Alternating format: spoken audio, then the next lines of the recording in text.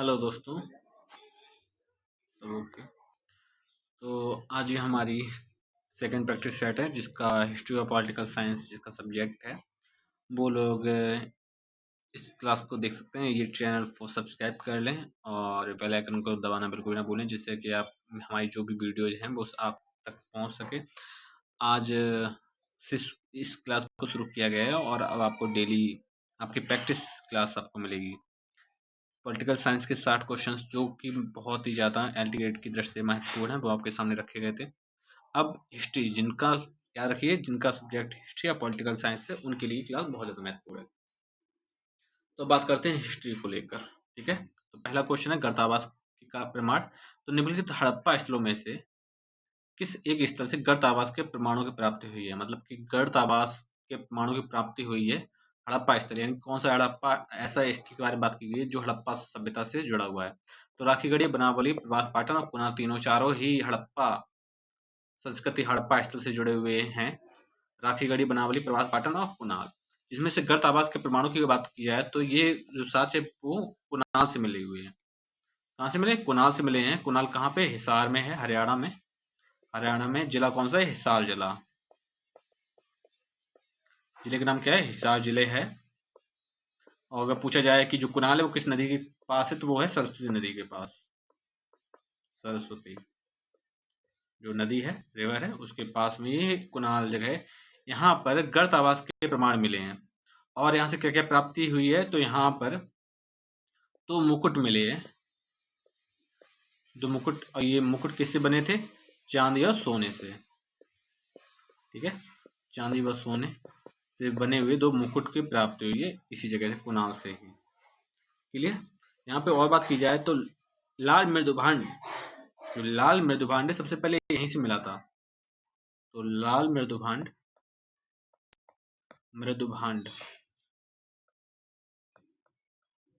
की प्राप्ति सबसे पहले यहीं से हुई थी, फर्स्ट टाइम।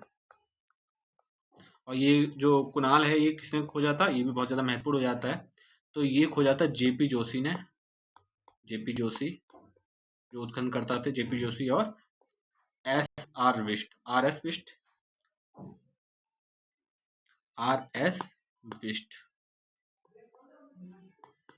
ठीक है, आर एस वेस्ट और जेपी जोशी ने खुदाई करवाई थी और वहां से कुणाल नामक एक गर्द आवास प्राप्त किया था। क्लियर? आगे बढ़ते हैं। नेक्स्ट क्वेश्चन है नालंदा विश्वविद्यालय के संस्थापक के बारे में। यानी कि नालंदा विश्वविद्यालय के बारे में नेक्स्ट क्वेश्चन है कि नालंदा विश्वविद्यालय की स्थापना निम्नलिखित में से किस शासक द्वारा कराया गया था? देखो, नालंदा से बहुत सारे क्वेश्चन इंपोर्टेंट बन जाते हैं। जैसे कि जो नालंदा विश्वविद्यालय है किस शताब्दी में बनवाया गया था? किसने बनवाया था? विध्वंस किसने करवाया था? नष्ट किसने करवाया था? नष्ट किसने किया था? करवाने वाला अलग था, करने वाला अलग था, बनवाने वाला अलग था। ठीक है ना? किस वंश के शासकों ने करवाया था? ठीक है, इस तरह से नालंदा से रिलेटेड क्वेश्चन बनते। कब बनवाया गया था? कब नष्ट करवाया गया? ठीक है ना? तो नालंदा विश्वविद्यालय के बारे में बात करते हैं। तो देखो, किस वंश ने बनवाया था? गुप्त कालीन, गुप्ता, जो गुप्ता थे उन्होंने बनवाया था। ठीक है, और किसने बनवाया था? तो कुमारगुप्त प्रथम ने इसकी स्थापना की थी। कुमारगुप्त प्रथम ने इसकी स्थापना की थी। कब की थी? 450 ईसा पूर्व में। 450 ईस्वी में, सॉरी ईसा पूर्व नहीं, ईस्वी में। 450 ईस्वी में इसका निर्माण करवाया था कुमारगुप्त के द्वारा। क्लियर? कुमारगुप्त प्रथम चंद्रगुप्त द्वितीय विक्रमादित्य की पत्नी ध्रुव देवी से उत्पन्न हुए थे। ठीक है, चंद्रगुप्त द्वितीय अर्थात जिनको हम विक्रमादित्य बोलते हैं, तो ये बेटे थे। पिता कौन थे? चंद्रगुप्त द्वितीय। चंद्रगुप्त द्वितीय अर्थात विक्रमादित्य को विक्रमादित्य। ठीक है, विक्रमादित्य। ठीक है, और जो कुमारगुप्त पत्नी थी, मतलब विक्रमादित्य की पत्नी का नाम क्या था? ध्रुव देवी। ध्रुव देवी पत्नी थी। किसकी? विक्रमादित्य की। अब इनका बेटा था कौन? कुमारगुप्त प्रथम। और इसी ने नालंदा विश्वविद्यालय की स्थापना की थी 450 ईस्वी में। नालंदा विश्वविद्यालय प्राचीन भारत में उच्च शिक्षा का सर्वाधिक प्रसिद्ध एवं महत्वपूर्ण केंद्र माना गया था। इस विद्यालय में अध्ययन हेतु चीन से, श्रीलंका से, तिब्बत से लोग आते थे, छात्र आते थे अध्ययन की दृष्टि से। एक का नाम सुना था आपने, हेनसियांग। तो हेनसियांग भी यहाँ पर शिक्षा ग्रहण करने के लिए आया था। प्रसिद्ध चीनी यात्री था ये। हेनसियांग के समय में विद्यालय में लगभग 85,000 छात्र और लगभग 1510 शिक्षक कार्यरत थे।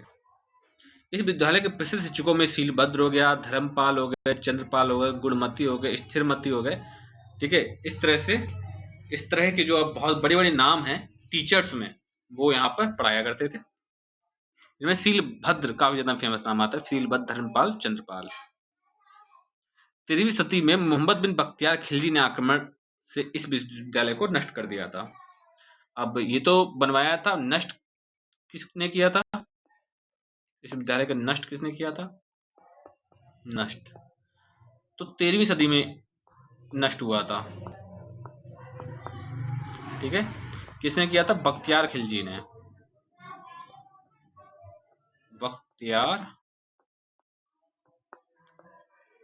खिलजी। तो इसने ये जो नालंदा विश्वविद्यालय नष्ट कर दिया था, आग लगा दी थी पूरे नालंदा विश्वविद्यालय को। लोग बोलते हैं कि बहुत बहुत सारे दिनों तक नालंदा विश्वविद्यालय चलता ही रहा था। ठीक है, हर्षवर्धन के बारे में बात की जाए तो ये कन्नौज के थे। थानेसर से कन्नौज इन्होंने राजधानी स्थापित की थी। क्लियर। समुद्रगुप्त को बात की जाए तो समुद्रगुप्त का एक निकनेम है नेपोलियन। ठीक है, यानी कि इन्होंने समुद्र पर इन्होंने बहुत ज्यादा यात्राएं की थी, इसलिए इनको भारत का नेपोलियन भी बोला गया था। आगे बढ़ते हैं। एक अब नेक्स्ट क्वेश्चन आता है, चहलगामी के सदस्य। चहलगामी के सदस्य से क्वेश्चन एक बनता है, दिल्ली सल्तनत में चहलगामी के सदस्य संबंधित थे ताजिक से, अफगान से, तुर्क से या मंगोल से। तो यानी कि चहलगामी जो एक चालीसा बनाई गई थी। इल्तुतमिश के बारे में बात करते हैं। इल्तुतमिश इल्तुतमिश दामाद था किसका? कुतुबुद्दीन ऐबक का। कुतुबुद्दीन का दामाद था इल्तुतमिश। इल्तुतमिश ने अपनी रक्षा के लिए एक 40 दलों का एक मतलब 40 दल बनाए। 40 लोगों का एक दल बनाया। 40 लोगों का एक दल बनाया। 40 सरदार थे, उन सरदारों का एक दल बनाया। 40 सरदारों का एक दल बनाया। जो सरदार अपने अपने मतलब हर एक सरदार के अंदर कुछ ना कुछ लोग आते थे। ठीक है, उसी को बोला गया था चहलगामी या चालीसा। हिंदी में चालीसा, इंग्लिश में वो और उनकी वजह से चहलगामी। अब जो तुर्की जो सरदार थे वो कहां से बिलोंग करते थे? तो वो सभी कहां से बिलोंग करते थे? वो सभी सरदार तुर्क से बिलोंग करते थे, तुर्की थे वो सभी सरदार। ठीक है, एक और दल बनाया था जिसका नाम था ताजिक। ठीक है, और क्या बनाया था? ताजिक। तो ताजिक तो कोई एरिया नहीं हो गया, 40 ताजिक एक दल का नाम है। अफगान, तुर्क और मंगोल ये जगह का नाम है। ठीक है ना, तो 40 लोगों का एक दल बनाया जो दल था तुर्की का। क्लियर। आगे बढ़ते हैं। नेक्स्ट क्वेश्चन है, तुर्किश सुल्ताना का महल। अब तुर्किश सुल्ताना का महल के बारे में बात की जा रही है कि तुर्किश सुल्ताना का महल कहाँ है? लाहौर में, दिल्ली में, आगरा में, फतेहपुर सीकरी में। अब तुर्किश सुल्ताना किसके समकालीन थी? पहले तो ये बताओ। ठीक है, उसके बाद कहाँ बनवाया गया ये बताओ। देखो यहाँ पर इस महल के बारे में अगर बात की जाए, आपको एक छोटा सा आकृति दिख रही होगी महल के टाइप की, तो इस महल के बारे में बात की जाए तो कब, किसने और हर एक चीज का एक स्ट्रक्चर होता है, तो स्ट्रक्चर कहाँ से आया, किस पद्धति से, एक वो स्थापत्य कला, इसका मतलब स्थापत्य कला क्या थी, ठीक है, इस चीज के बारे में बात हो गई। तो बात करते हैं, तुर्की सुल्ताना का महल एक लघु इमारत थी जो स्तंभों पर थी, एक मंजिलाई थी और स्तंभों पर आधारित बरामदे थे इसमें, ये इसकी खासियत थी। इसके भीतर दीवार को पेड़ पौधे तथा पशु पक्षियों से सज्जित किया गया था। अब इसका निर्माण के बारे में बात की जाए तो निर्माण अकबर ने, ठीक है, अकबर ने। अब अकबर का शासन टाइम पीरियड आप समझ सकते हो, 1500 से 1600 के मध्य होगा अकबर का टाइम पीरियड, और उसी टाइम पीरियड में तुर्की सुल्ताना का महल भी बनवाया गया, ठीक है। स्ट्रक्चर के बारे में बात की जाए, यानी कला के बारे में बात की जाए, तो इसे पर्सी ब्राउन ने, पहली बात एक कास्ट का था, लकड़ी का बना हुआ था, पूरा महल लकड़ी का बना हुआ था, ठीक है। और तुर्की सुल्तान महल कहाँ है, अब कहाँ पर है, एक क्वेश्चन और ये भी डाल लो, कहाँ पर है। तो आपको पता है कि ये आगरा से संबंधित थे, फतेहपुर सीकरी संबंधित थे, ठीक है। लाहौर का इनका इरादा नहीं था, लाहौर से आप नहीं कह सकते हो। तो अब अकबर, या तो आप आगरा लगेगा या तो फतेहपुर सीकरी लगेगा, ठीक है ना, दिल्ली भी लग सकता है, लेकिन अकबर के टाइम पीरियड की बात है तो उन्होंने फतेहपुर सीकरी, काफी नाम आएगा, आगरा भी आएगा लेकिन फतेहपुर सीकरी भी आएगा, ठीक है।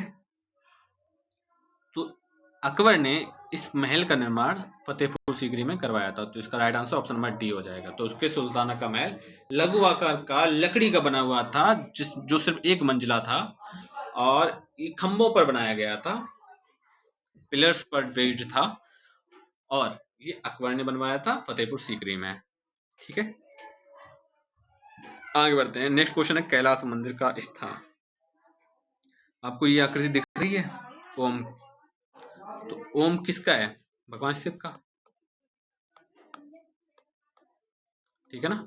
ओम आकृति, ओम कैलाश मंदिर का स्थान ओम से लिया गया है, तो भगवान ओम का, ओम जो है वो किसका प्रतीक चिन्ह है, भगवान शिव का प्रतीक चिन्ह, यानी कैलाश मंदिर में जो भी गुफाएं होंगी वो भगवान शिव से डिनोट करती होंगी। अब भगवान शिव कहाँ वास करते हैं, किन गुफाओं में, तो आप इसका सही आंसर बनाएंगे ऑप्शन नंबर सी, एलोरा, ठीक है। अब इसके बारे में अगर बात की जाए तो कैलाश मंदिर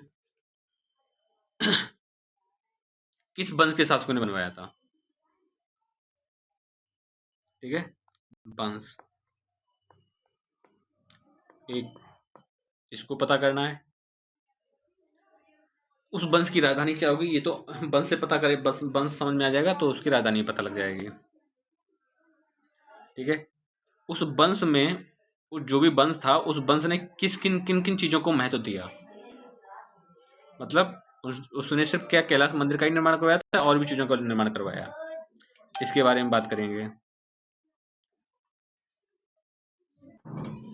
तो उसके बाद वंश को देखेंगे कि वंश और इन सब चीजों के बारे में हम सब सोच लेंगे कि किस वंश ने बनवाया है, कैलाश मंदिर क्यों फेमस है, एक्चुअल में हम किस कैलाश मंदिर को किस बेस पे जानते हैं, किस कोड की वजह से जानते हैं, कहाँ पर है, जगह का नाम, राज्य का नाम, फेमस कैसे हुआ, इन सब चीजों के बारे में हम जो कुछ भी कैलाश मंदिर के बारे में हम जान सकते हैं वो सब हम आपको बताएंगे। तो पहली बात सुनो, ये जो मंदिर बनवाया गया था, सिर्फ ये मंदिर ही नहीं उस टाइम बना था, और भी चीजें बनी थी, कैलाश मंदिर तो बाद में आया, गुफाएं थी कुछ, उन गुफाओं में कैलाश मंदिर का निर्माण है, ठीक है। अब वंश के बारे में बात करते हैं, तो वंश का नाम है राष्ट्रकूट। राष्ट्रकूट। बैकग्राउंड में साउंड नहीं बजता है? अब देखो हमने बता दिया राष्ट्रकूट, तो हाँ बैकग्राउंड में साउंड, ठीक है। तो राष्ट्रकूट उस वंश का नाम है, और इसके संरक्षक थे, कोई एक तो नहीं था। राष्ट्रकूट कितने भी नरेश थे वो सभी इसके संरक्षक रहे हैं। राष्ट्रकूट की राजधानी के बारे में बात की जाए तो ये राजधानी थी मान्यखेत। मान्यखेत, ठीक है। एलोरा, एलिफेंटा, जोगेश्वरी और मंडलेश्वर, कुछ नाम है। एलोरा, एलिफेंटा, और यहीं पे ले लेते हैं अलग से, एलोरा, एलिफेंटा, फेंटा,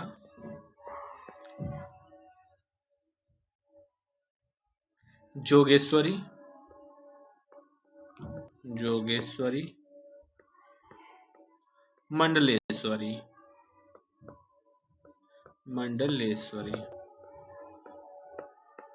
तो एलोरा, एलिफेंटा, जोगेश्वरी, मंडलेश्वरी, ठीक है। में राष्ट्रकूट कला के महत्वपूर्ण स्मारक स्थापित हैं। तो ये कुछ नाम है जो राष्ट्रकूट टाइम पे काफी ज्यादा पॉपुलर थे। इनमें से आपको कोई एक नाम दिया जाएगा, आपसे बताया जाएगा, बताइए किस काल के संरक्षक थे, या किस काल के लोगों ने, किस वंश के लोगों ने इसका संरक्षण प्रदान किया था। इनमें से एलोरा और एलिफेंटा में अपनी गुफा स्थापत्य और मूर्त शिल्प, चित्रकला के लिए विख्यात है। एलोरा और एलिफेंटा दोनों ही गुफाएं हैं। आपको पता है कि आपके पास गुफा है, नाम है अच्छा खासा है, आप एलिगेट तैयार कर रहे हैं, तो इतना भी ठीक है, इतना समझ में आएगा कि दोनों ही गुफाएं हैं। शासकीय संरक्षण में एलोरा में शैव धर्म से संबंधित गुफा मंदिर का निर्माण हुआ था, ठीक है। शैव धर्म अर्थात भगवान शिव से संबंधित है, ठीक है, एलोरा।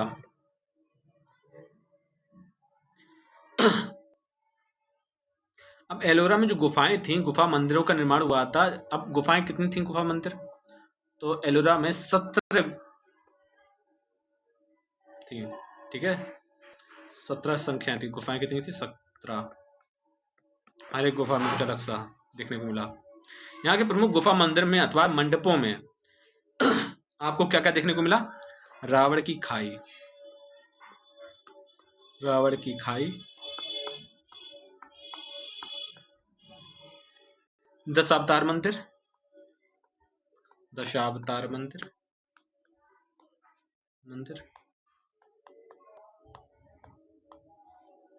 कैलाश मंदिर,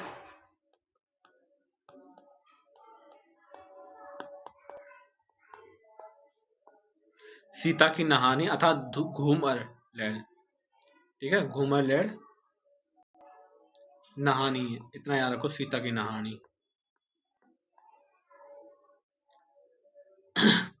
देववाड़ा, लंबेश्वर, रमेश्वर, नीलकंठ इत्यादि, आप कुछ नाम इनको याद रख लो, जिसमें कैलाश मंदिर भी है, और जो आपका क्वेश्चन का आंसर था, और दशावतार मंदिर भी है, ठीक है। इन तीनों चीजों को याद रख लो। आपसे यही पूछा रावण की खाई या सीता की नहानी, ये भी पूछा जाता है। सीता की नहानी को ही घूमर लेड़ कहा जाता है, घूमर लेड़, ठीक है। तो कुछ कैलाश मंदिर से ये सब चीजें आपको सामने आई, ओके। एलोरा गुफाएं कितनी हैं? 17 हैं, ये भी आपको समझ में आई होंगी। आगे बढ़ते हैं, नेक्स्ट क्वेश्चन देखो। अगर थोड़ा स्लो चल रहे हैं, अगर आपको थोड़ा, तो आप इसको आगे भी बढ़ा सकते हो, स्पीड कर सकते हो, लेकिन हम तो आराम से चलेंगे। क्वेश्चन नंबर 6 देखो। फर्स्ट जड़ित स्नान गृह समय समूह, फर्स्ट जड़ित स्नान गृह समूह के बारे में बात की जाएगी। तो किस हड़प्पा स्थल से निकास नालियों के साथ फर्स्ट जड़ित 12 स्नानागार का एक समूह सेट मिला है? यानी कहां पर 12 नालियों के साथ, मतलब नालियों के साथ फर्श मिली है और 12 स्नानागार मिले हैं, ठीक है। 12 सेट मिले हैं यहाँ पे स्नान हुआ करता था। अब सेट की बात की जा रही है, अलग अलग सेटों में अलग अलग स्नान हुआ करता था, सिर्फ एक स्विमिंग पूल की बात नहीं हो रही है। तो मोहनजोदड़ो को गलती से मत कर देना।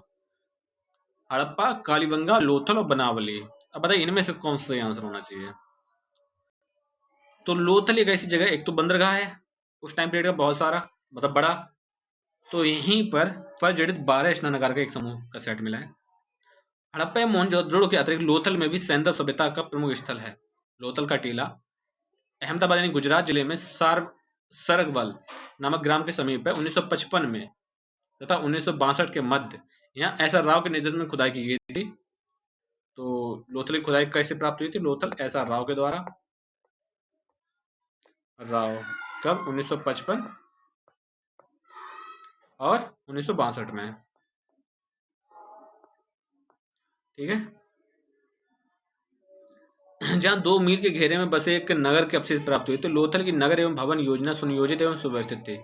नालियां एवं नरमोखों की अत्युचित प्रबंध देखने को मिलता है। इस स्थल से निकास नालियों के साथ फर्जड़ित 12 स्नानागार का समूह है। इतनी चीज आपको समझ में आ जानी चाहिए। Next question. अब एक क्वेश्चन आता है अरुमोलिबर्मन।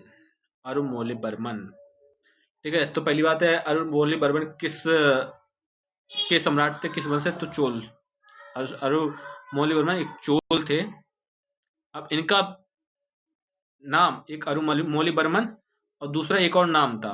अब उस नाम को पता करना है कि राजा राम प्रथम, राजेंद्र प्रथम, राजाधिराज या प्रांतक।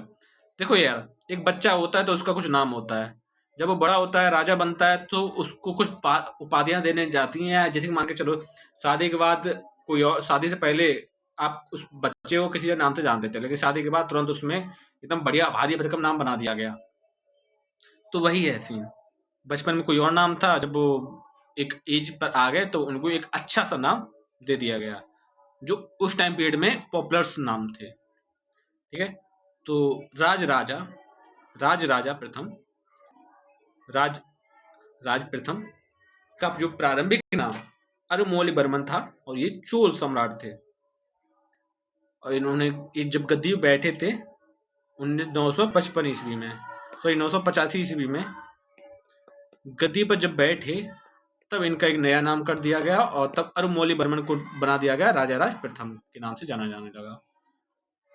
राजा प्रथम के शासनकाल में चोलों के विस्तृत विजय और समृद्धि का इतिहास प्रारंभ होता है। इनके शासन के 19वें वर्ष में उत्कीर्ण तंजौर अभिलेख में इसके युद्धों का वर्णन मिलता है।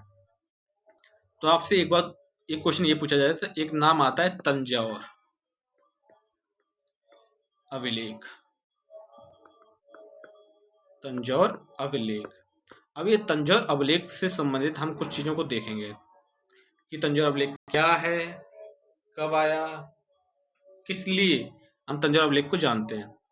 तो तंजौर अभिलेख जो अरुमोलिबर्मन थे, इनकी राजगद्दी पर बैठे हुए 19वीं साल में एक तंजौर अभिलेख बनाया गया। इस तंजौर अभिलेख से हमें अरुमोलिबर्मन यानी कि राजाराज प्रथम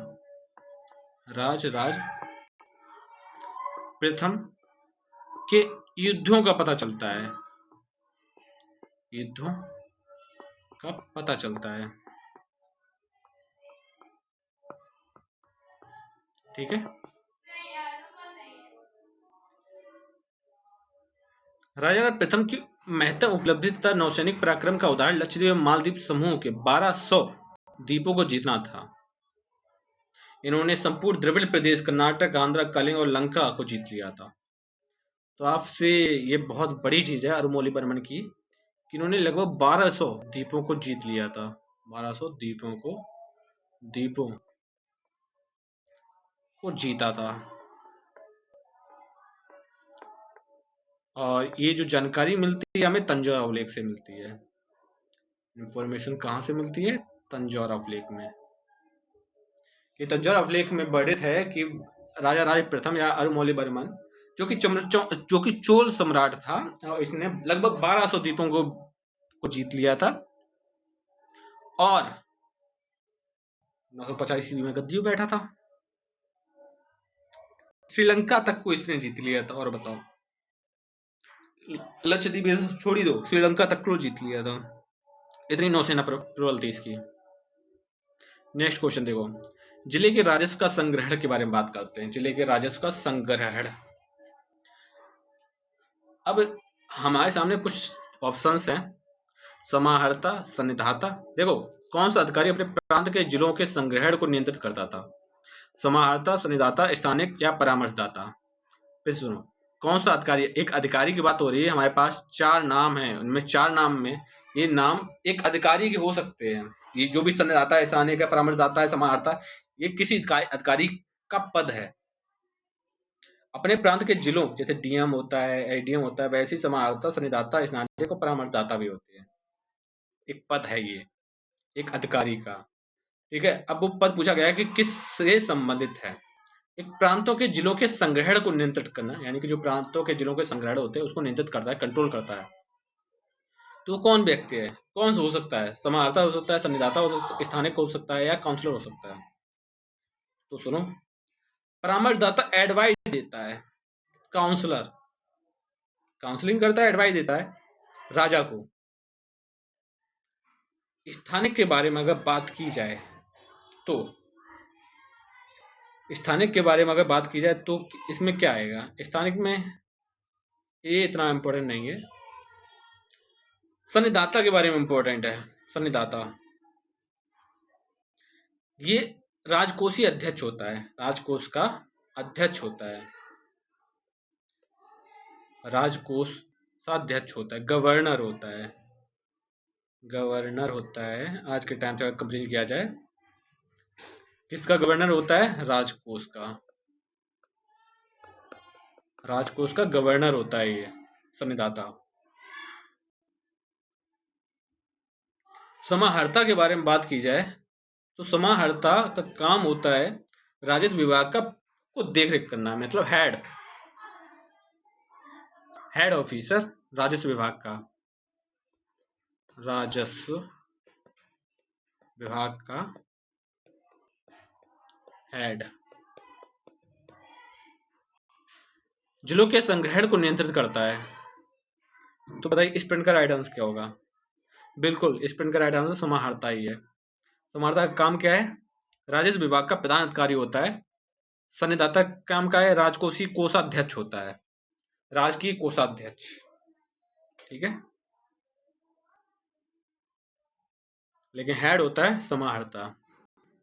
कुछ और नाम है, अच्छा इसके बारे में सुन लो। ये जो नाम है, मौर्य प्रशासन का भारतीय प्रशासनिक इतिहास में महत्वपूर्ण स्थान रहा है। यहाँ भारत की प्रथम केंद्रीकृत प्रशासन प्रणाली का उल्लेख मिलता है। प्रशासन का केंद्र बिंदु राजा होता है, वह कार्यपालिका, व्यवस्थापिका और न्यायपालिका तीनों का प्रमुख होता है, जैसे कि राष्ट्रपति। अर्थशास्त्र में 18 तीर्थों का उल्लेख मिलता है, जिनमें से कुछ तीर्थ आपको दिए गए। समाहर्ता के एक जो है जिलों के संग्रहण को नियंत्रित करता है।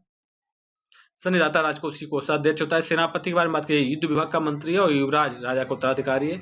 प्रदेष्टा फौजदारी न्यायालय का न्यायाधीश था। प्रदेष्टा यानी कि समझ रहे हो ना, दीवानी फौजदारी न्यायालय का न्यायाधीश। और व्यवहारिक होता है दीवानी न्यायालय का मुख्य न्यायाधीश। व्यवहारिक दीवानी न्यायालय देखता है और प्रदेष्टा फौजदारी न्यायालय को देखता है। ठीक है, नेक्स्ट क्वेश्चन है सबसे प्राचीन अशोक स्तंभ के बारे में बात करते हैं। अशोक स्तंभ, सबसे प्राचीन अशोक स्तंभ। लेखन के आधार पर निम्नलिखित अशोक के स्तंभों में से कौन सा एक सबसे प्राचीन है? तो ये तो आपको पता होगा, रोमन देवी के बारे में हम सभी जानते हैं। ठीक है, रोमन देवी अभिलेख सबसे पुराना अभिलेख है अशोक टाइम पीरियड का। लेकिन सिंह शीर्ष युक्त रामपुरवा स्तंभ, वृषभ शीर्ष युक्त रामपुरवा स्तंभ, लौरिया नंदगढ़ स्तंभ, इनके बारे में बात कर लेते हैं। तो मौर्यकालीन कला का उत्कृष्ट प्रदर्शन अशोक के स्तंभों में दिखाई पड़ता है। बेशक ये स्तंभ मथुरा और चुना के पहाड़ियों से लाकर लाल बलुआ पत्थर से बनाए गए थे। रोमन देवी स्तंभ लेखन के आधार पर अशोक के स्तंभों में सबसे प्राचीन है। इस स्तंभ पर खुदा हुआ लेख किस लिपि में था? ब्राह्मी लिपि में। ठीक है, और इसकी विशेषता क्या थी? ये बाएं से दाएं लिखा जाता था।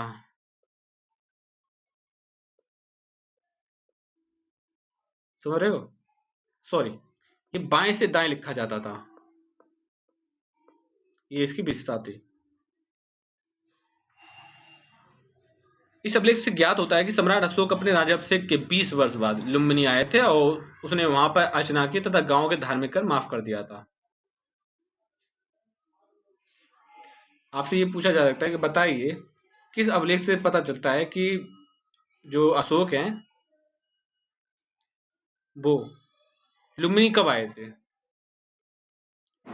तो इसी से पता चलता है लुम्बिनी के बारे में, लुम्बिनी का अशोक से संबंध। का अशोक से संबंध।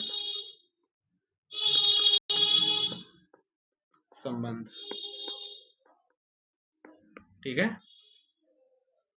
नेक्स्ट क्वेश्चन है कि बुलंद दरवाजे के निर्माण के बारे में बात करते हैं। बुलंद दरवाजे का निर्माण कैसे हुआ, किसने कराया, इन सब के बारे में।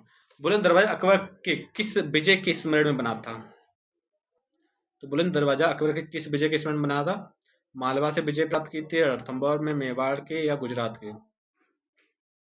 काफी ज्यादा इंपॉर्टेंट है ये। उन्होंने, अकबर ने गुजरात की विजय की थी, तभी उसके उपलक्ष्य में बुलंद दरवाजे का निर्माण करवाया था। और यहीं पर ये जो विजय थी, यहीं पर सबसे पहले अकबर ने समुद्र को देखा था। फर्स्ट टाइम समुद्र को देखा था कि हाँ, समुद्र ऐसा होता है। बुलंद दरवाजा जामा मस्जिद के दक्षिण द्वार में निर्मित भारत का सबसे ऊंचा प्रवेश द्वार है। 42 फीट ऊंची चौकी जो सीढ़ियों से युक्त है, पर बना 134 फीट ऊंचा यह दरवाजा जमीन से कुल 176 फीट ऊंचा है। इसका निर्माण अकबर ने 1572 में करवाया था। आपसे ये पूछा जाता है कि अकबर ने कब करवाया था? 1572 में। गुजरात की विजय की स्मृति में करवाया था। 1601 में असीरगढ़ की विजय के बाद इस दरवाजे की ऊंचाई को और बढ़ा दिया गया। इसे गुजरात विजय और दक्षिण विजय दोनों का प्रतीक माना जाता है। नेक्स्ट क्वेश्चन देखो, अग्नि मंदिर के बारे में बात करते हैं हम लोग। तो निम्नलिखित में से किस स्थान से अग्नि मंदिर की प्राप्ति हुई है?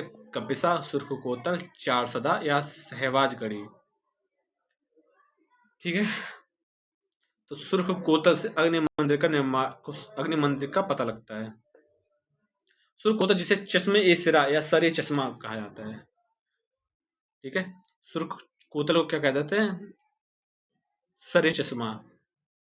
सर ए चश्मा। ठीक है। अग्नि मंदिर को ही कहा जाता है, और ये सूक्ष्म कोतल को ही कहा जाता है। बैक्ट्रिया क्षेत्र के दक्षिण भाग में स्थित एक प्राचीन प्राकृतिक स्थल है। यह कुषाणों के शासन के दौरान किए गए स्मारकीय निर्माणों का स्थान है। रवातक शिलालेख जो कुषाण वंश की वंशावली और उल्लेखनीय साक्ष्य प्रस्तुत करता है, यहीं से प्राप्त हुआ है। इस शहर की सबसे प्राचीन कलाकृति सुर्ख कोतल शिलान्यास एवं राजा कनिष्क की मूर्ति और अग्नि मंदिर है। अब कनिष्क का नाम आता है एक, कनिष्क। तो कनिष्क के बारे में एक अभिलेख है रवातक। ज्यादा कुछ आपको याद नहीं रखना, सिर्फ इतना याद रखना, कनिष्क से रवातक अभिलेख संबंधित है।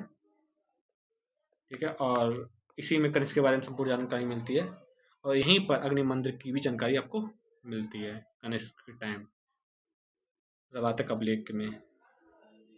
आगे बढ़ते हैं। झरोखा दर्शन बंद। निम्नलिखित में किस शासक के समय में झरोखा दर्शन बंद हो गया था?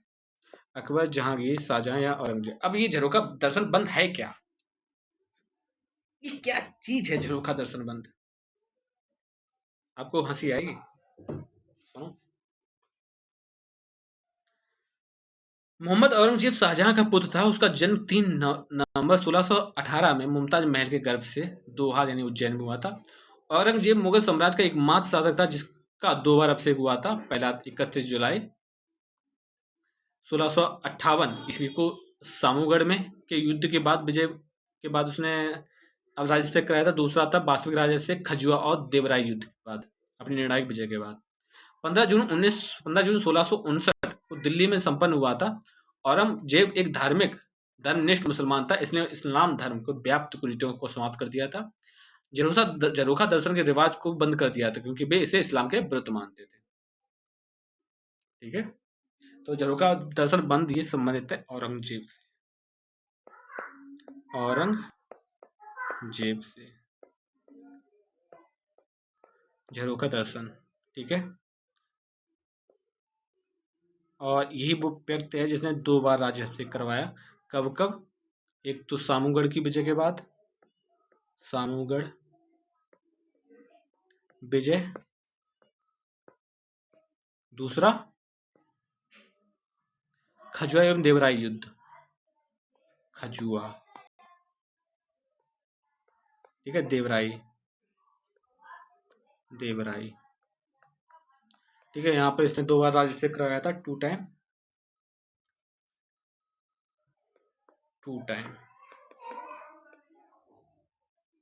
ठीक है।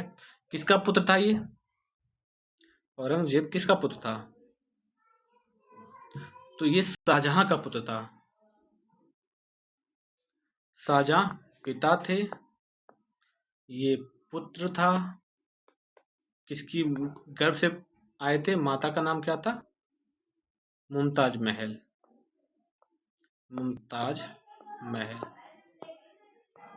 ठीक है, क्लियर। आगे बढ़ते हैं। एक क्वेश्चन आता है सिविल सेवा परीक्षा में। अब पॉलिटी आ जाती है, वो पॉलिटिकल साइंस था, ये पॉलिटी है। तो पॉलिटी में देखते हैं कि किस एक्ट के द्वारा भारतीय सिविल सेवा में बहाली की परीक्षा को इंग्लैंड के साथ बाद में कराना सुनिश्चित किया गया था। यानी कि पहले जो जो आईसीएस की परीक्षाएं थी, आईसीए की, इंडियन काउंसिल एक्ट, मतलब किसके साथ है? जो सिविल परीक्षाएं हुआ करती थी आईपीसी की, ठीक है, तो वो परीक्षाएं इंग्लैंड के साथ भारत में कराना सुनिश्चित हुआ था किस एक्ट के बहाली के बाद? तो इंडिया काउंसिल एक्ट 1861 में, इंडियन काउंसिल एक्ट 1893 में, पार्लियामेंट्री रिफॉर्म 1909 में, या गवर्नमेंट ऑफ इंडिया एक्ट 1919 में। तो इस प्रकार का राइट आंसर क्या हो जाएगा? ऑप्शन नंबर डी हो जाएगा, 1919 गवर्नमेंट ऑफ इंडिया एक्ट 1919। इसी को चेम्सफोर्ड मॉन्टेग्यू चेम्सफोर्ड सुधार के नाम से भी जाना जाता है। इसको गवर्नमेंट ऑफ इंडिया एक्ट 1990 के नाम से भी जाना जाता है। और यहीं पर इंग्लैंड के साथ भारत में भी सुनिश्चित हुई थी एग्जाम। क्लियर। और सबसे पहले दो प्रमुख केंद्र बनाए गए थे एग्जाम को संपन्न कराने के लिए। उनका नाम था, क्या नाम था? भारत में पहले तो एक तो इंग्लैंड था, ये तो इंग्लैंड तो आप याद ही रख लो। भारत में भी हुआ था, इंडिया में किस जगह पर? इंडिया में था इलाहाबाद। आपसे यही पूछ लिया जाएगा, इलाहाबाद। ठीक है, इस जानकारी को भी फैक्ट वाइज पे आप नोट रखेंगे। तो 1919 के एक्ट में भारत में लोक सेवा आयोग की स्थापना की गई थी, जिसे 1925 में स्थगित कर दिया गया था। सर्वप्रथम इंडियन काउंसिल एक्ट 1892 में इंग्लैंड के हाउस ऑफ कॉमन्स में प्रस्ताव पारित किया गया था। सिविल सेवाओं के प्रवेश के लिए परीक्षाओं का आयोजन अब इंग्लैंड एवं भारत दोनों जगह एक साथ होगा। ठीक है, इतना आप याद रख लेना। अब डायमेकस के बारे में बात करते हैं। डायमेकस के बारे में, डायमेकस एक राजदूत था जो कहाँ का था? सीरिया का। तो डायमेकस सीरिया से किसके दौरान भेजा गया था? बिम्बिसार के में, अजातशत्रु, बिंदुसार या चंद्रगुप्त द्वितीय मौर्य? अच्छा, बिम्बिसार बिंदुसार दोनों अलग अलग हैं। अजातशत्रु बेटा है किसका? बिम्बिसार का। और अजातशत्रु का बेटा कौन होगा? उदयन। इसी की वजह से, अजातशत्रु की वजह से पितृहंता, यानी कि सभी राजाओं ने अपने, सभी बच्चों ने, राजाओं के बच्चों ने अपने अपने पिता की हत्या करके अपनी गद्दी संभाली थी। ठीक है, बिंदुसार, चंद्रगुप्त द्वितीय। ठीक है, आगे बढ़ते हैं। अशोक बिंदुसार संबंधित है। अब इसके बारे में अगर थोड़ी सी जानकारी ले लो कि बिंदुसार को यूनानी में अमित्र चेटक या अमित्र घात के नाम से जाना जाता है। बिंदुसार को यूनान में क्या नाम से जाना जाता है? यूनान में अमित्र चेटक, अमित्र चेट्स, अमित्र चेट्स, और हिंदी में अमित्र घात, अमित्र घात। ठीक है, जिसका अर्थ होता है, क्या होता है? शत्रुओं का नाश करने वाला, शत्रुओं का नाश करने वाला, का नाश, का नाशक, शत्रुओं का नाशक। इसका एक नाम सिंहसेन भी था। बिंदुसार के बाद बिंदुसार के समय सीरिया के शासक एंटियोकस प्रथम, सीरिया का उस टाइम शासक कौन था? एंटियोकस प्रथम, एंटियोकस, एंटियोकस, एंटियोकस प्रथम थे सीरिया के शासक। उसने डायमेकस नामक राजदूत को भारत भेजा था। मिस्र के शासक टालमी द्वितीय फिलाडेल्फस ने डायनेसियस नामक राजदूत बिंदुसार के दरबार में भेजा। बिंदुसार के समय में तक्षशिला में वहां के अमात्यों ने विरोध में एक विद्रोह किया, जिसे दबाने के लिए मालवा या उज्जैन के प्रशासक अशोक के भेजा गया। तो आपको ऑलरेडी बता ही दिया है कि अशोक किसे समझते हैं? बिंदुसार। बिंदुसार पिता थे अशोक के। जब बिंदुसार मरे तब अशोक ने अपने सभी को निपटा दिया, सभी भाइयों को निपटा दिया था और गद्दी बैठे। क्लियर? तो डायमेकस किसके दरबार में आया था? तो डायमेकस आया था बिंदुसार के दरबार में। सनातन धर्म रक्षणी सभा के बारे में बात करते हैं। सनातन धर्म रक्षणी सभा 1883 में एक सभा बनी थी जिसका नाम था सनातन धर्म रक्षणी सभा। इसकी स्थापना कहाँ की गई थी? मथुरा, बंबई, पटना या कोलकाता? तो बताइए। उस टाइम पीरियड में बंगाल बहुत ज्यादा फेमस था, हर चीज के लिए आ गया था बंगाल। बंगाल में ही सनातन धर्म रक्षणी सभा की स्थापना हुई थी 1883 में और 1885 में कांग्रेस की स्थापना हो गई थी। ठीक है। हिंदू धर्म में जो बुराइयां थी उन बुराइयों को दूर करने के लिए ये सभा बनाई गई थी। औरंगजेब के समय के राजदूत के बारे में बात कीजिए। कहाँ से राजदूत औरंगजेब के समय आया था? कहाँ से राजदूत औरंगजेब के समय के शासन के समय आया था? मक्का, फारस, तुर्की या कॉन्स्टेंटिनोपल? क्वेश्चन है कहाँ से राजदूत औरंगजेब के समय आया था, यानी from where ambassador had come during Aurangzeb reign region. ठीक है। तो कॉन्स्टेंटिनोपल, ऑप्शन नंबर 1 कॉन्स्टेंटिनोपल से राजदूत औरंगजेब के टाइम पीरियड में आया था। औरंगजेब के बीच 1661 से 1667 यानी कि 6 साल के बीच में पास कुछ विदेशी मुस्लिम शक्तियों के यहाँ के से दूतमंडल आए। उन्होंने मक्का का शरीफ, फारस, बल्ख, बुखार, कारागा, खीव, अबसीनिया, शहर नौ के राजा, बसरा, यमन, मोचा के तुर्की सरदार तथा कस्तुनतुनिया से केवल एक दूतमंडल 1690 में भारत आया था। मौर्य काल में समाहर्ता के बारे में बात कीजिए। अभी आपको बता ही दिया समाहर्ता के बारे में। सेना का नायक, गोदाम का प्रमुख, अभिरक्षक, अकाल एवं संग्रह का प्रमुख अधिकारी, वन का अधिकारी, ये सब तो नहीं है।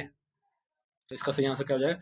अकाल एवं संग्रह का प्रभारी अधिकारी, यानी officer in charge of assessment and collection. Collection के बारे में जब भी बात आएगी समाहर्ता हो जाएगा, मतलब समाहित कर लेने वाला, कलेक्ट कर लेने वाला समाहर्ता। हेनसांग की भारत यात्रा का उद्देश्य क्या था? हेनसांग की भारत यात्रा का उद्देश्य क्या था? भारत का भूगोल जानना, बुद्ध से संबंधित स्थलों पर जाना, भारत की संस्कृति जानना, धन एकत्र करना। तो इसका सही आंसर हो जाएगा ऑप्शन नंबर बी, चाइना से आया था और बुद्ध से संबंधित स्थलों को जानना इसका लक्ष्य था। अमरावती महास्तूप के बारे में बात की जाए। अमरावती के बारे में अगर थोड़ी सी जानकारी ले लो तो अमरावती का महास्तूप मूल रूप से किस काल से संबंधित है? अमरावती का महास्तूप मूल रूप से किस काल में स्थापित हुआ था? अशोक ने, शुंग, सातवाहन या गुप्त वंश? तो इसका सही आंसर हो जाएगा सातवाहन वंश ने अमरावती के महास्तूप बनाया था उस टाइम पीरियड में।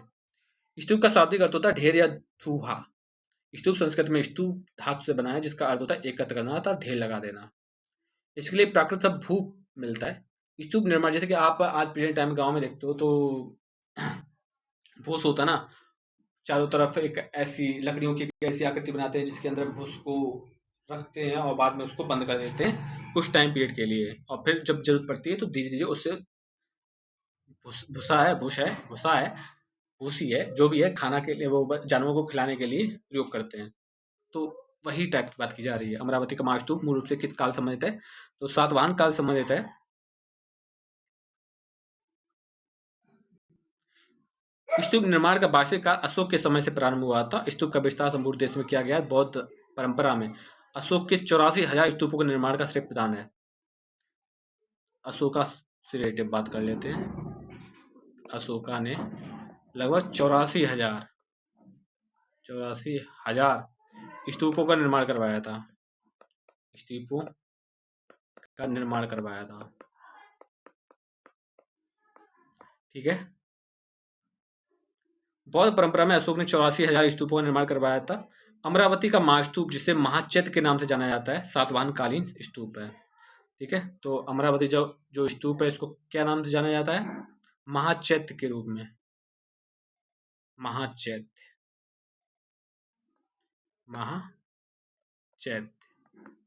ठीक है। ये सातवाहन वंश का है। लाल किला खाली करने की घोषणा के बारे में बात की जाए तो लॉर्ड डलहौजी ने किस वर्ष ये घोषणा की थी कि मुगल बादशाह बहादुर शाह के उत्तराधिकारियों को लाल किला खाली करना पड़ेगा? ठीक है। तो टाइम पीरियड है 1848 का, 49 का, 1955, 1855 या 1856। ठीक है। अब पहली बात ये है कि मुगल बादशाह को 1857 की क्रांति हुई। अब 1800 क्रांति किस बेस पे हुई थी? सिंपल बात है, मुगल बादशाह का अपमान किया गया। अपमान कैसे? उनको लाल किला खाली करने का आदेश दे दिया। बताओ, एक राजा को आप उसका महल खाली करने को बोल दोगे तो कैसा लगेगा? बहुत बुरा लगेगा। ठीक है। तो जो भी आंसर आएगा वो 1857 के बाद का आएगा, और चार के चारों ही ऐसे हैं जो बाद के हैं। आप किसको देखेंगे? आपको याद है 1853 में एक एक्ट आया था, ठीक है, लॉर्ड डलहौजी लेकर आए थे। कुछ समझ में आया? तो ये दोनों तो हटा दो, सिर्फ ये बचे, जिसमें 1884 में उत्तराधिकारी का लाल किला खाली करना पड़ेगा, ऐसा लॉर्ड डलहौजी ने एक स्टेटमेंट, एक घोषणा की थी। तो यद्यपि मुगल सम्राट 1803 में ब्रिटिश संरक्षण में रहने लगे थे, लेकिन मान मर्यादा संबंधित उनके दावे स्वीकृत में वे गवर्नर जनरल को प्रिय पुत्र अथवा बवादार नौकर संबोधित करते थे। ठीक है। ब्रिटिश गवर्नर जनरल एम हस्ट ने बादशाह को यह साफ समझा दिया था कि आपकी बादशाहत नाम मात्र की है। दरबार का ब्रिटिश रेजिमेंट ने नजर देते समय खड़े होने से इनकार कर दिया। ब्रिटिश गवर्नर जनरल ऑकलैंड ने बादशाह को अपने दावे को अधिकार छोड़ने को कह दिया था। डलहौजी ने 1849 में सम्राट को लाल किले से हटने के लिए बात कह दी थी। अब फैक्ट्स देख लो, जो फैक्ट्स आपको याद रखने हैं।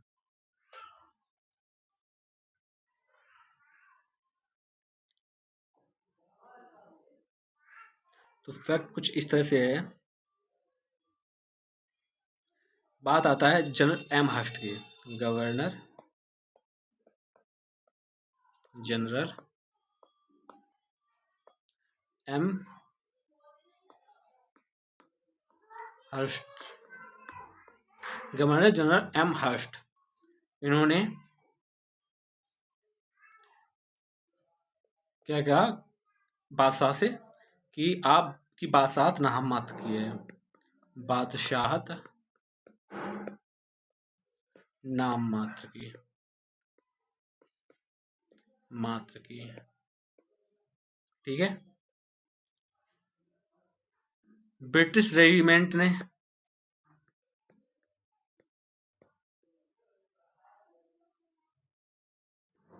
ब्रिटिश रेजिडेंट ने सम्मान में खड़ा होना बंद कर दिया। सम्मान में खड़ा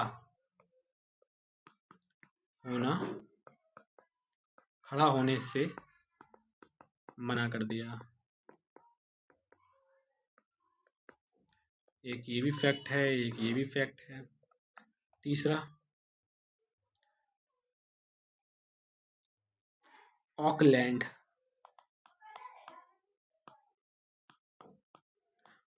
ने बादशाह का दावा, बादशाह होने के दावे पर रोक लगा दी, पर रोक। और डलहौजी ने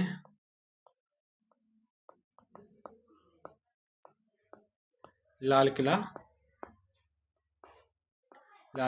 खाली करो, खाली। ठीक है। तो कुछ इस तरह से पीसी की थी मुगल बादशाह जफर की। ये टाइम पीरियड था 1849 में। नेक्स्ट क्वेश्चन है कि पुराने धड़ मुद्रा के बारे में। तो पुराने धड़ प्रकार की मुद्रा के धातु का प्रयोग होते थे, तांबा, कांस्य, रजत या स्वर्ण। तो इसका सही आंसर हो जाएगा रजत। पुराने धड़ प्राक मौर्यकालीन या मौर्यकालीन आहत मुद्रा थी। ठीक है, मौर्यकालीन थी, मौर्य। ठीक है। और आहत मुद्रा के लिए मनुस्मृति में पुराने धड़ शब्द का प्रयोग किया गया है। कौटिल्य ने आहत मुद्रा को पढ़ और काव्यायन ने प्रति शब्द नाम दिया है। आगे बढ़ते हैं। सचिव और मंत्री का उल्लेख, राज्य पदाधिकारियों के लिए 2 पदों सचिव और मंत्री का उल्लेख किस काल में अभिलेखों में प्राप्त होता है? कि 2 पद सचिव और मंत्री, मौर्य काल में, कुषाण काल में, गुप्त काल में, शुंग काल में। तो सचिव और मंत्री के बारे में बात की जाएगी तो आएगा गुप्त काल। ऑप्शन नंबर सी इसका राइट आंसर है। इसके बारे में थोड़ी और जानकारी ले लो कि गुप्त शासक का केंद्र बिंदु राजा हुआ करता था। गुप्त शासक महाराज या परम भट्टारक जैसी उपाधि धारण करते थे। राजा की सहायता के लिए एक मंत्रिपरिषद होती थी जिससे ज्यादातर सदस्य उच्च वर्ग के होते थे, जिन्हें अमात्य कहा जाता था। मंत्रियों का पद अधिकांशतः अनुवांशिक हुआ करता था। एक ही मंत्री के पास कई विभाग हुआ करते थे, जैसे कि हर्षेड 3 विभागों का संग्रह था। कुमार मात्य और महादन नायक के पास के पदों पर आसीन थे। ठीक है, तो हर्षेड, संदवाहक कुमार मात्य और महादंड नायक के पदों पर आसीन थे हर्षेड। ठीक है, तो पूछा गया कि राज्य पदाधिकारियों के पास 2 पद, 2 या 2 से, सिंपल बात इतनी सी, 2 या 2 से अधिक पद धारण कर सकते थे। ये बात पूछी गई थी। कहाँ से अभिलेख, कौन से अभिलेख से मिलता है? तो गुप्त काल के अभिलेख से इस जानकारी हमको मिल जाती है। गुप्त शासक जो अभिलेख है उनसे। कौटिल्य के अध्यक्ष के बारे में बात। कौटिल्य का अर्थशास्त्र राजा द्वारा नियुक्त कितने अध्यक्षों का उल्लेख करता है? ठीक है, तो बताओ कितने अध्यक्षों का उल्लेख करता है? 25 नहीं, 22, 27, 19। तो बताओ इसका सही आंसर। पहली बात तो है कि उसने ऐसा कुछ कहा ही नहीं कि सिर्फ 19 ही हो सकते हैं, 27 हो सकते हैं, 29 हो सकते हैं। ठीक है, तो इसका तो कोई है ही नहीं। नो ऑप्शन, इनमें से कोई नहीं है, डिसाइड नहीं कर सकते। ठीक है, आयोग ने इस प्रश्न को बाद में विलोपित किया था, लेकिन अध्यक्षों की संख्या 27 मानी जाती है। सेतुबंध ग्रंथ के लेखक के बारे में बात की जाए। सेतुबंध ग्रंथ, तो संस्कृत काव्य सेतुबंध ग्रंथ का लेखक कौन था? संस्कृत काव्य सेतुबंध ग्रंथ का लेखक कौन था? रुद्रसेन द्वितीय, प्रबल सेन द्वितीय, नरेंद्र सिंह या पृथ्वी सेन द्वितीय। तो सेतुबंध के लेखक के बारे में अगर बात की जाए तो इसका सही आंसर हो जाएगा प्रबल सेन द्वितीय। इसका ऑप्शन नंबर 20 का राइट आंसर है।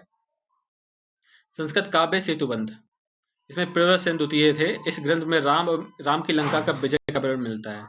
प्रबल सेन द्वितीय बाकाटक राजवंश का शासक था। इस राजवंश की स्थापना 285 ईस्वी में लगभग विष्णुवृत्ति गोत्र के विद्य शक्ति ने की थी।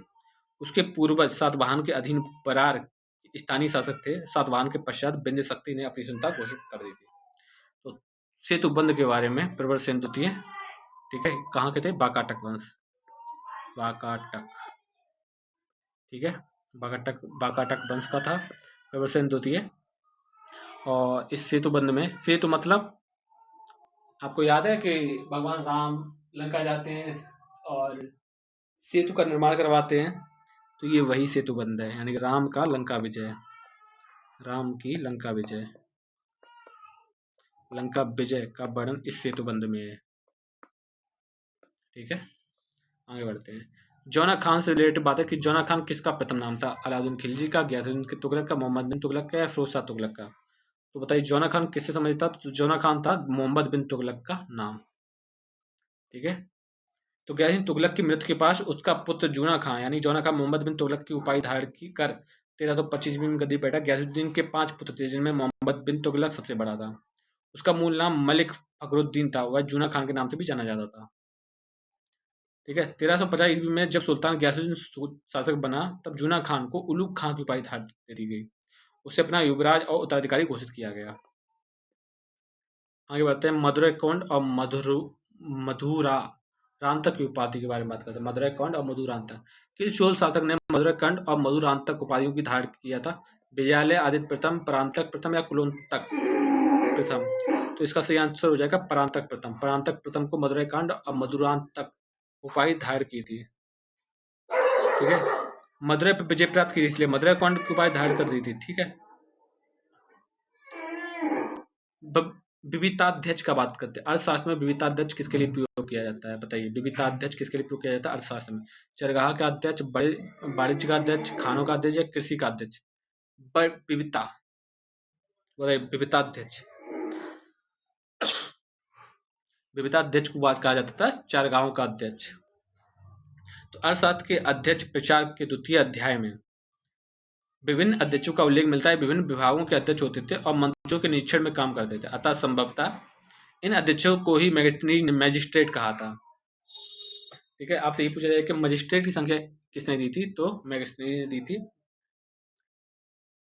अब कुछ नाम है वाणिज्य का अध्यक्ष कौन होता है? तो वाणिज्य का अध्यक्ष होता है पर्याध्यक्ष। पर्याध्यक्ष। खानों का अध्यक्ष कौन होता है? कृषि का अध्यक्ष कौन होता है? और विविधता अध्यक्ष कौन होता है? ठीक है, तो वाणिज्य विभाग के बारे में बात की जाए, विविधता अध्यक्ष के बारे में बात की जाए, तो ये हो जाएगा चारागाह का अध्यक्ष। आपको ये तो ऑप्शन नंबर ए ही इसका है कि अर्थशास्त्र में विविधता अध्यक्ष किसके लिए प्रयोग किया गया? चारागाह के अध्यक्ष के लिए प्रयोग किया गया है। वाणिज्य के बारे में बात की जाए तो वाणिज्य का यानी कॉमर्स डिपार्टमेंट कौन देखता था? तो पर्याध्यक्ष देखता था। ठीक है, आगे बढ़ते हैं।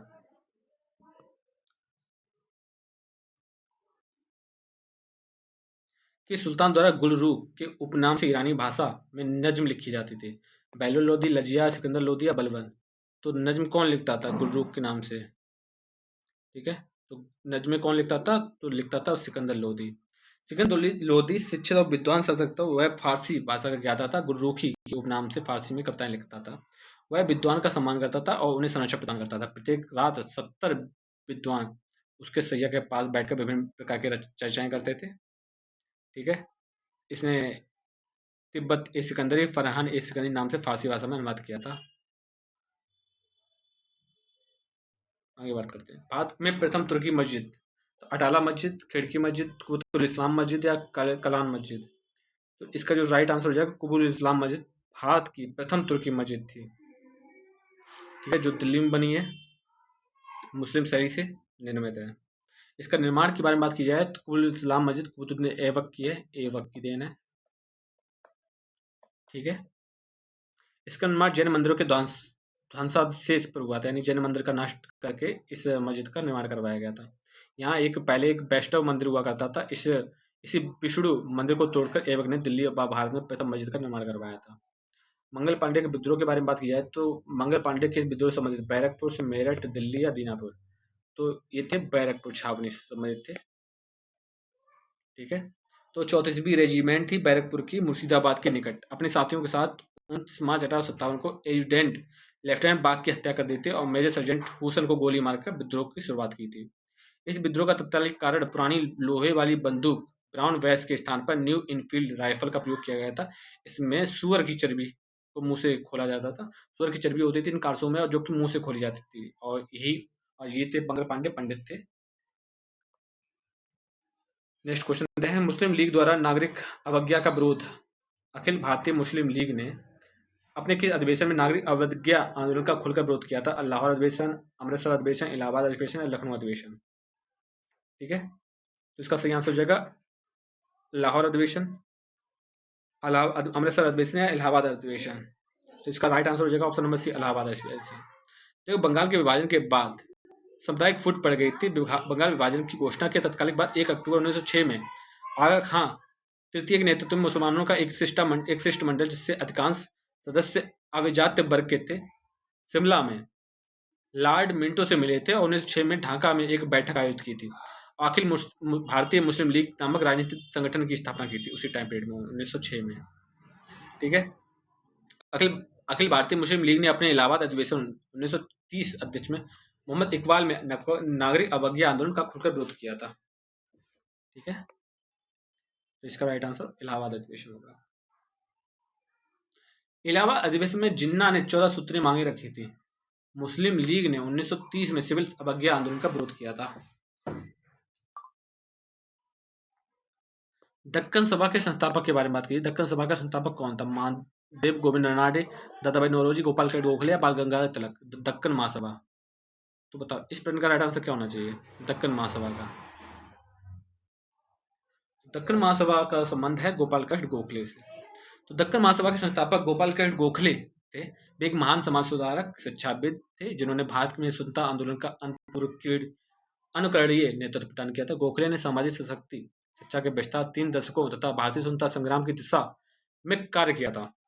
प्रतिक्रियावाद या क्रांति कारी तरीके से इस्तेमाल किया गया। भारतीय शिक्षा के विस्तार के लिए 1905 में इन्होंने सर्वेंट ऑफ इंडिया की सोसाइटी की स्थापना की थी। ये बहुत इंपॉर्टेंट चीज है। सर्वेंट ऑफ इंडिया की सोसाइटी की स्थापना कब की थी? 1905 में। ठीक है, servant of India society, servant of India society. ठीक है, गोपाल प्रसाद गोखले ने की थी। दक्कन सभा के दक्कन सभा के संस्थापक भी यही थे। हिरण्य स्तूप के बारे में बात की जाए तो हिरण्य स्तूप का उल्लेख सर्वप्रथम हुआ था विनय पिटक, दिग् पिटक, दिव्य बदान पिटक या ऋग्वेद में। तो हिरण्य स्तूप के बारे में अगर बात की जाए तो ये है ऋग्वेद में। ऋग्वेद में 10 मंडल, 1026 सूत्र, ये सबके। ठीक है, आगे बात करते हैं। तारीख मुबारक शाही के लेखक के बारे में पूछा गया है। तारीख मुबारक शाही के लेखक कौन है? तो तारीख मुबारक शाही के लेखक इनमें से हमारे पास है याहा बिन अहमद सरहिंद, इसामी, शम्स सिराज, अफीम या बर्नी। तो तारीख मुबारक शाही के जो लेखक हैं वो हैं याहा बिन अरहद Ahmad Sirhind. Option number A इसका राइट आंसर हो जाएगा। ठीक है, या समझ रहे हो मेरी बात? यह ग्रंथ सैयद वंश का एकमात्र समकालीन स्रोत है। यहाँ बिन अहमद सरहिंद मुबारक शाह के समकालीन थे। उसने यह ग्रंथ मुबारक शाह को समर्पित किया था। ये ग्रंथ किसको समर्पित था? समर्पित था मुबारक शाह को, मुबारक शाह को। ठीक है, कुबलय माला जैन ग्रंथ कुबलय माला का लेखक कौन था? जैन ग्रंथ कुबलय माला का लेखक कौन था? उदोतन सूर्य, हरिभद्र, महेश्वरा सूर्य या गुणचंद्र। तो जैन ग्रंथ है कुबलय माला के लेखक के बारे में पूछा गया है। तो इसका सही आंसर जो उदोतन सूरी। ठीक है, उदोतन सूरी को जैन ग्रंथ का कुबलय माला के लेखक माना जाता है। इस ग्रंथ की रचना उदोतन सूरी द्वारा जालौर में रहकर 778 ईस्वी में आसपास की गई थी। बस एक तरह की प्राकृत ग्रंथ है। 18 देशी भाषाओं के साथ इसको लिखा गया है और राजस्थान में मरु भाषा का भी उल्लेख मिलता है इसमें। Asiatic society of Bombay, Asiatic society of Bombay की स्थापना किस वर्ष हुई थी? 1802 में, 1804, 1814, 1806। तो बताइए इसका सही आंसर क्या हो जाएगा? 1804 हो जाएगा। मुंबई की एशियाटिक सोसाइटी ऑफ बॉम्बे की स्थापना किसने की थी? Sir James Mackintosh. किसने की थी? सर जेम्स मैकिन्टॉश ने, मैकिन्टॉश। ठीक है, मैकिन्टॉश ने इसकी स्थापना की थी। कहाँ की थी? बॉम्बे में। इंग्लैंड के एक प्रतिष्ठित वकील थे, न्यायविद थे, विख्यात सामाजिक व्यक्ति थे, बॉम्बे के चीफ जज बने थे। मुंबई की एशियाटिक सोसाइटी के प्रारंभ में लिटरेरी सोसाइटी के नाम से जाना जाता था। ठीक है, आगे बढ़ते हैं। प्रभावती गुप्ता, प्रभावती गुप्ता से विवाह के बारे में बात की जाए तो निम्नलिखित में वाकाटक शासकों में से किसने चंद्रगुप्त द्वितीय यानी कि विक्रमादित्य की पुत्री प्रभावती गुप्ता से विवाह किया था? प्रबलसेन द्वितीय ने, पृथ्वीसेन द्वितीय ने, रुद्रसेन द्वितीय ने या रुद्रसेन प्रथम ने। तो इसका सही आंसर क्या हो जाएगा? ऑप्शन नंबर डी, रुद्रसेन द्वितीय ने प्रभावती गुप्ता से विवाह किया था। चंद्रगुप्त द्वितीय के विक्रमा ऐसा था कि वाकाटक उस टाइम शासक थे रुद्रसेन द्वितीय। इन्होंने विक्रमादित्य की हेल्प की थी और बाद में विक्रमादित्य ने अपनी बेटी का विवाह रुद्रसेन द्वितीय के साथ कर दिया था। ठीक है, गुप्त काल को ईश्वर युग माना जाता है, इसमें आपको कोई दो राय नहीं है, आप लोग अच्छे से इस चीज को समझते हैं। आगे बढ़ते हैं। घटनाओं का कालानुसार टाइम देखते हैं, कालक्रम। साइमन कमीशन 1928, लेकिन ऑलरेडी काल तो लिखा गया है। साइमन कमीशन कब आया? 1928 में आया। प्रथम गोलमेज में सम्मेलन 1930 से 31 में हुआ था। क्रिस मिशन 1942 में आया और सीआर फार्मूला 1944 में हुआ। तो ऑलरेडी इसमें तो आपको कालाक्रम कोई समस्या ही नहीं है। अगर टाइम पीरियड देखना हो तो इतना तैयार रखो। तो साइमन कमीशन आया था 3 फरवरी। कब आया? 3 फरवरी को आया था। प्रथम गोलमेज सम्मेलन हुआ था 12 नवंबर से 19 जनवरी के बीच स्टार्ट हुआ था, 12 नवंबर। क्रिस मिशन के बारे में बात की जाए तो 23 मार्च को आया था, 23 मार्च 1942 को, 23 मार्च 1942। सीआर फॉर्मूला के बारे में बात की जाए तो 10 जुलाई को था, 10 जुलाई। ठीक है, आगे बढ़ते हैं। गुप्तों ने पतलून का प्रयोग कब शुरू किया? तो पतलून पहनना किसने सिखाया था गुप्तों को? ठीक है, पतलून मतलब चड्डी पहनना किसने सिखाया था गुप्तों को? कुषाणों ने, मौर्यों ने, शुंगों ने या शकों ने? इसका सही आंसर हो जाएगा कुषाणों ने। ठीक है, नेक्स्ट क्वेश्चन है, मेगास्थनीज द्वारा उल्लिखित एस्ट्रोनोमोई अधिकारी का संबंध किससे था?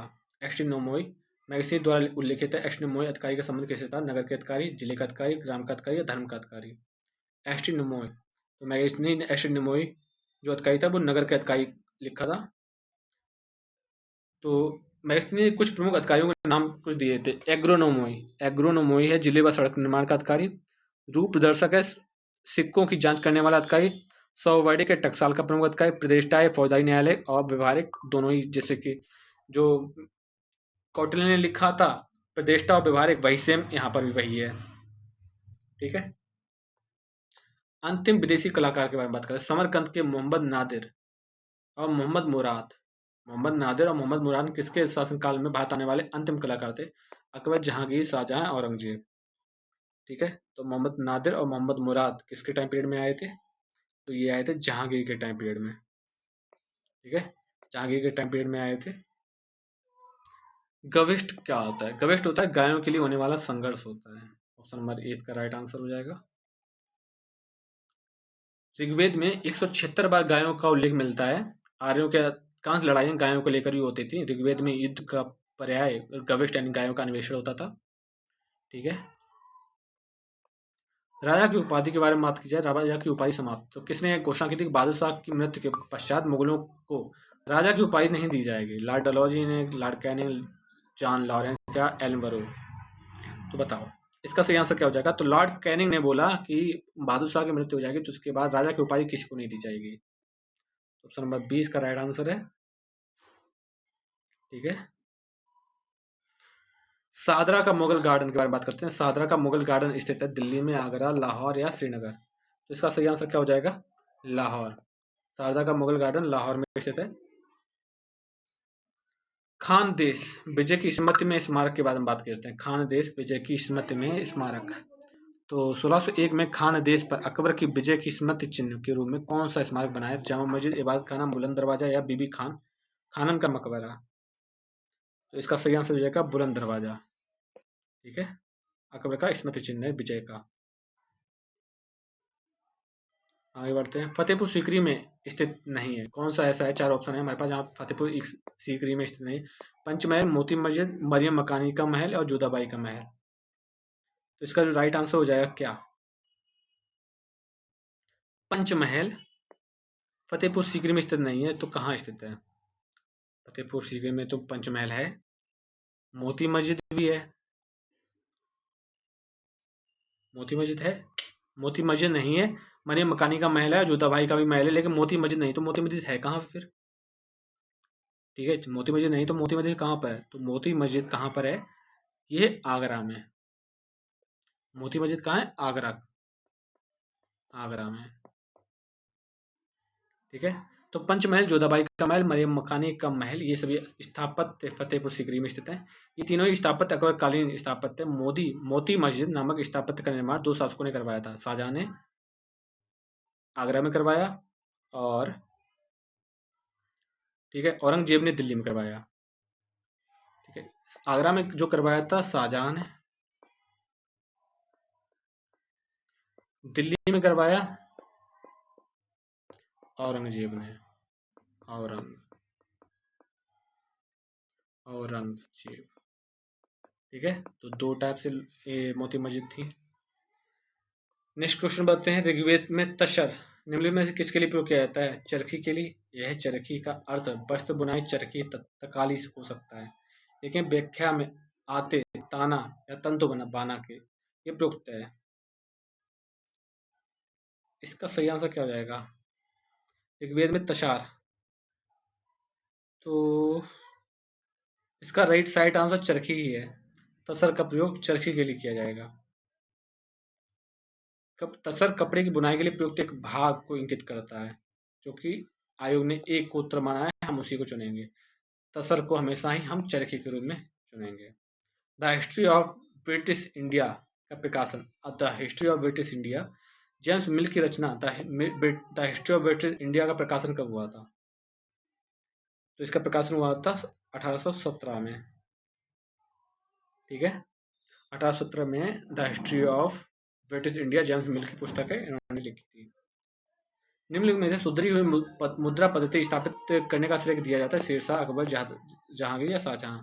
बताइए, सुधरी हुई मुद्रा का श्रेय किसको जाता है? तो शेरशाह को जाता है। इन्होंने सबसे पहले रुपया का यूज किया था और इनके जो टाइम था सिक्के का वो 1:64 था। ठीक है, यानी कि चांदी का और तांबे का जो अनुपात था वो इस तरह का था। खलीफा का सत्ता को स्वीकार के बारे में बात की जाए तो निम्नलिखित सुल्तानों में से किस एक ने खलीफा की सत्ता को मान्यता देना बंद कर दिया था? अलाउद्दीन खिलजी, कुतुबुद्दीन मुबाशर, गियासुद्दीन तुगलक या मोहम्मद बिन तुगलक? तो इस प्रश्न का राइट आंसर क्या हो जाएगा? खलीफा की सत्ता को मान्यता देना बंद कर दिया था, किसने कर दिया था? कुतुबुद्दीन मुबारक शाह को। ठीक है, और ये बहुत बेकार हो गया था, नंगा रहने लगा था और नंगे लोगों के संपर्क में आना इसे ज़्यादा अच्छा लगता था। शायक राज्य बनने के लिए बाध्य टीपू किस युद्ध के बाद मैसूर का टीपू सुल्तान शायक राज्य बनने के लिए बाध्य हो गया था? तो वो था थर्ड या फोर्थ। तो आंग्ल का लास्टवां युद्ध था, उसमें टीपू सुल्तान की मृत्यु हो गई थी और शायक राज्य बनने पर विवश कर दिया था। चतुर्थ आंग्ल मैसूर युद्ध।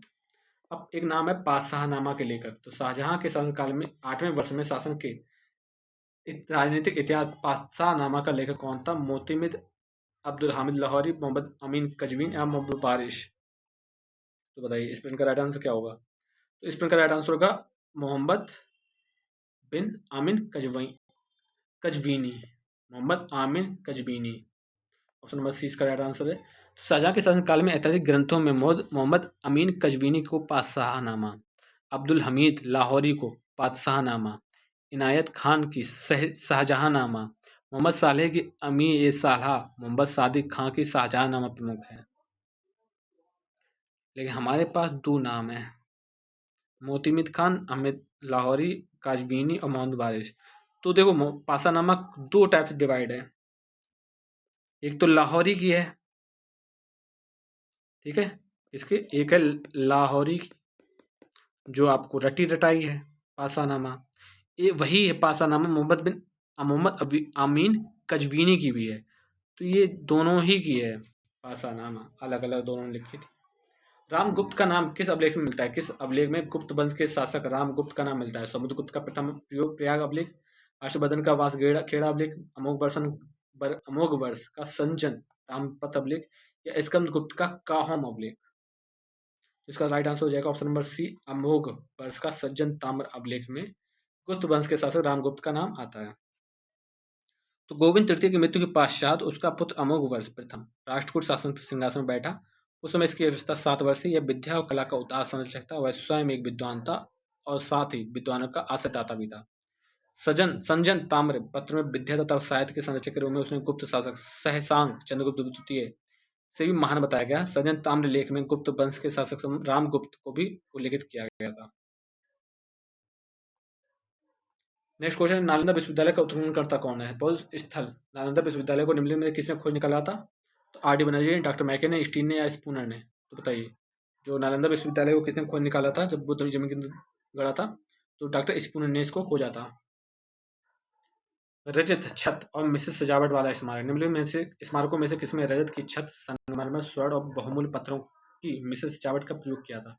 मोती मस्जिद आगरा, एतमादुल्ला का मकबरा, दीवाने खास या जहांगीर महल? तो बताइए, इसका राइट आंसर क्या हो जाएगा? तो इसका सही आंसर हो जाएगा दीवाने खास। ठीक है, वालिद ए मुवालिक का पद है दिल्ली सल्तनत में। वालिद ए मुवालिक अधिकारी था कानून विभाग का, कुलीन वर्ग का, गुप्तचर विभाग का प्रमुख या सेना प्रमुख? तो इसका सही आंसर हो जाएगा गुप्तचर विभाग का प्रमुख होता बरीद ममलूक। अलाई दरबार कहाँ के प्रवेश द्वार है? तो कुतुब मीनार का, अलाउद्दीन का झोपड़ा, हाजे खौस या कुतुबुल इस्लाम मस्जिद? तो इसका राइट आंसर क्या हो जाएगा? ऑप्शन नंबर डी हो जाएगा कुतुबुल इस्लाम मस्जिद।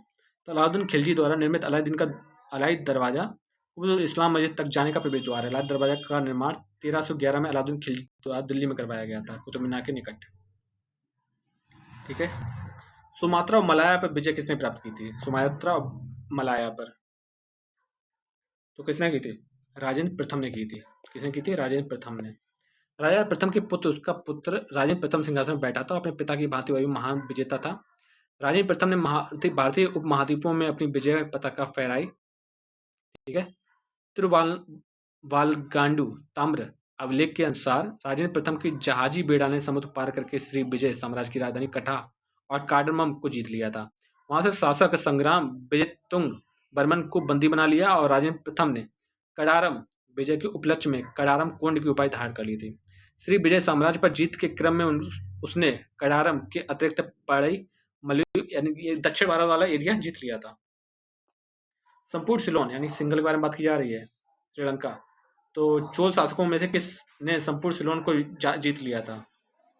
तो कौन थे? राजेंद्र प्रथम ने जीता था, लंका पर आक्रमण कर लिया था।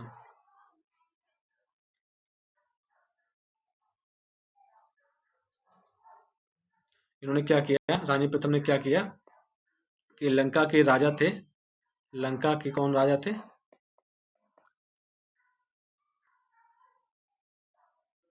महिंद पंचम, महिंद पंचम थे। उनको बंदी बनाया और कहाँ भेजा? बंदी बनाकर चूल राज्य भेज दिया था और 1200 बाद उनकी मृत्यु हो गई थी वहीं पर, यानी कि लंका चोल में ही मृत्यु हो गई थी। इंडियन सिविल लिबर्टी यूनियन निम्नलिखित में कौन सा इंडियन सिविल लिबर्टी यूनियन के घनिष्ठ रूप से जुड़ा हुआ है? बाल गंगाधर तिलक, गोपाल कृष्ण गोखले, एम.जी. रनाडे और जवाहरलाल नेहरू। तो इसका राइट आंसर कौन सा हो जाएगा? ऑप्शन नंबर डी हो जाएगा, जवाहरलाल नेहरू। तो सिविल लिबर्टी यूनियन, ठीक है, जिसको इंग्लिश शॉर्ट फॉर्म में ICLU से जुड़े थे कौन? 1900 जवाहरलाल नेहरू कब ये थे? 1936 में। कहाँ था? बॉम्बे। ये मानवाधिकार संगठन था और इसका जो विचार, इसका जो ये जो बनाने का जो काम था, लक्ष्य था इसका सरकार का विरोध करना, सरकार का विरोध करना करना ठीक है। तो हमारे क्वेश्चंस आज कंप्लीट होते हैं। मिलते हैं नेक्स्ट क्लास में। कल आपको फिर से 2 प्रैक्टिस सेट आपको देखने को मिलेंगे। आप कमेंट में आपको ये क्लास कैसी लगी जरूर बताएं, जिससे कि हमको भी समझ में आए कि हम कैसा पढ़ा रहे हैं और आप क्या सुधार करना बाकी है। मिलते हैं नेक्स्ट क्लास में।